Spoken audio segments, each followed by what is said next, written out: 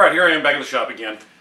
Over the last, since I've been paying attention to the anti-gun argument, so 15, 20 years now, a lot of arguments get brought up on a fairly frequent basis. Most of them make absolutely no sense, so I'm going to address some of those, some of the ones that I hear commonly thrown around. One of them, the first one, you need a license to buy or drive a motor vehicle, so you should have to have a license to have a gun too. Actually, that argument is completely false. You don't need a license to buy a car or to operate a motor vehicle. You only need a license to operate a motor vehicle on public highways. There is no age limitation on buying a car. There is no citizenship requirement for buying a car. A 12-year-old illegal immigrant into this state can legally purchase a car. There's nothing preventing anyone from buying a car. So that argument's bogus. Additionally, there's no constitutional right to own a car, the last I checked. There is for owning a firearm. So, scratch that one. Another one. Other rights have restrictions. For instance, you can't yell fire in a crowded theater. Again, completely false. I can walk into a crowded theater and I can yell fire. I will probably get arrested and I will be civilly liable for any injuries that anyone occurs, but nothing actually prevents me from doing that. That's like saying I shouldn't be able to speak if I'm in a movie theater because I might yell fire. That's the same argument that people are saying we should limit gun ownership because certain people do bad things with guns. It's the equivalent to I can't speak if I'm in a theater because I could possibly yell fire. There is nothing preventing anyone from yelling fire in a movie theater. What happens if that person violates the rules, then they're punished. Same thing should go for gun control laws. The Second Amendment was written for muskets. I'm not even going to address this one. This video right here, done by Stephen Crowder, covers it very clearly. It's not true. It's completely false. People that say that have absolutely no concept of history.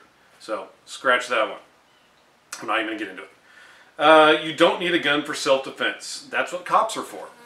Okay, more than 3 years ago, I wrote an article. The link is going to be in the description, or you can click on that box right there. Let me grab that article. There's a couple of things in here that I think are relevant as far as this video goes. If you want more, you can read the whole thing. There's a saying that we've all heard before: when seconds count, cops are only minutes away. The reason that saying has been around for so long is because it's absolutely true. There's only so many cops working, and there's stuff happening all the time. We can't be everywhere. Speaking of the number of cops that are working, in the article I go through and I list out everything. I do the math all there. You can double check the numbers, but let me just give you the summary on this. Law enforcement staffing boils down to, at least for the agency that I look at here, boils down to one working cop on the street for every 18,615 citizens. It's not very good odds. If you are needing a cop right now, you are one of 18,615 people who are relying on that one officer. Thanks, I'm going to take my chances and actually carry a gun for self-defense. So, scratch that one. Real men don't need a gun for self-defense. There's a number of aspects on this one that bug me. First off, I guess women are just screwed. Only real men can defend themselves. Women don't need anything to defend themselves. Additionally, a real man who's being attacked by a guy with a gun stands a far better chance of surviving that assault if he has his own gun. That's one of those macho, asinine statements that I've heard many, many times. Let's see here. Next one. People who want to own guns are afraid, or people who want to own guns because they're hateful. I find that quite ironic that someone who's afraid of gun owners is calling gun owners afraid. But we'll move on beyond that.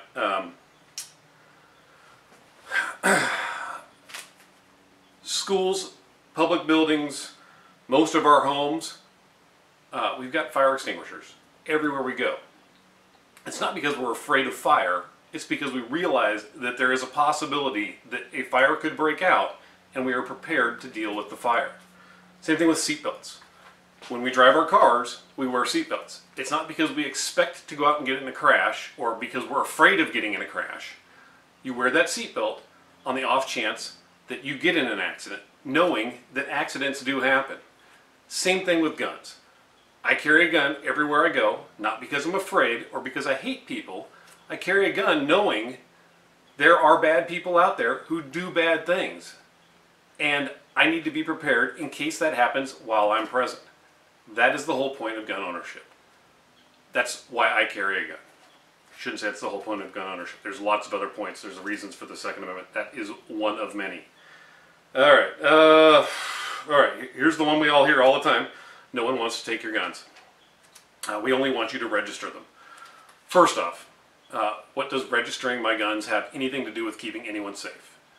Just the government knowing who has guns doesn't prevent anything. What it does do is it allows the government to go around and confiscate guns from people that they know have guns. But of course, that's a tinfoil hat thing, so just ignore that. But let's look at this. Here's several examples. Take, for instance, Dianne Feinstein here telling a reporter that she wanted to take everyone's guns but couldn't get enough signatures. If I could have gotten 51 votes in the Senate of the United States for an outright ban, picking up every one of them, Mr. and Mrs. America, turn them all in, I would have done it. I could not do that. The votes weren't here. Next, we have Hillary Clinton on camera talking about how she would like to implement Australian-style gun control. For those unfamiliar with gun control in Australia, they went around, they had a mandatory buyback. It's not voluntary like she makes it sound in the video. It was a mandatory buyback, and they basically have outlawed almost all firearms. You have to have a license to get anything, and you have to prove why you need it. A farmer out in the middle of the outback has to prove that he needs a rifle to kill wild critters that are going to be out there attacking his livestock. So take a look, listen to her. These are her words, not mine. The Australian government, as part of trying to clamp down on the availability of automatic weapons, offered a good price for buying hundreds of thousands of guns. They believed, and I think the evidence supports them, that by offering to buy back those guns, they were able to, curtail the supply and to set a different standard for gun purchases in the future. So I think that's worth considering. And then finally, we have Barack Obama. Same thing, praising the Australian gun ban, the Australian gun control, and talking about how he's upset that he hasn't been able to implement more gun control on his own. A couple of decades ago, Australia had a mass shooting, similar to Columbine or Newtown. And Australia just said, well, that's it. We're not seeing that again. And basically imposed very severe, tough gun laws, and they haven't had a mass shooting since. I mean, our levels of gun violence are off the charts. There's no advanced, developed country on earth that would put up with this.